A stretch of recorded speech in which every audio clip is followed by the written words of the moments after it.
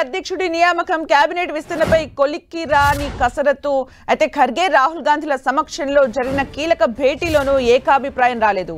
నేతల అభిప్రాయాలను అడిగి తెలుసుకున్నారు అధిష్టానం. మరోమారు నేతలతో చర్చల ప్రక్రియ మొదలు పెట్టాలనే యోచనలో అధిష్టానం ఉన్నట్టు తెలుస్తోంది.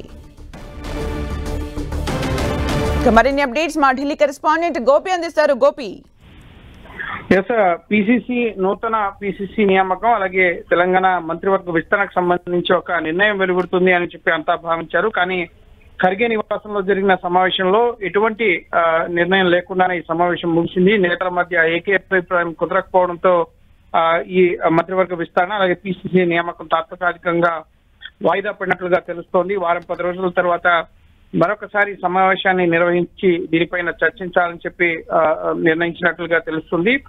ఢిల్లీలో సమావేశం ముగిసిన తర్వాత ఖర్గే కర్ణాటక బెంగళూరుకి వెళ్లిపోవడం జరిగింది. అలాగే కేసీ వేణుగోపాల్ కేరళకు వెళ్లిపోవడం జరిగింది. అలాగే ముఖ్యమంత్రి రేవంత్ రెడ్డి కూడా ఈ రాత్రికే తిరుగు ప్రయాణం అవుతున్నట్లుగా సమాచారం అందుతోంది. కేవలం కేకే పార్టీలో చేరిక కార్యక్రమం మాత్రమే జరిగింది.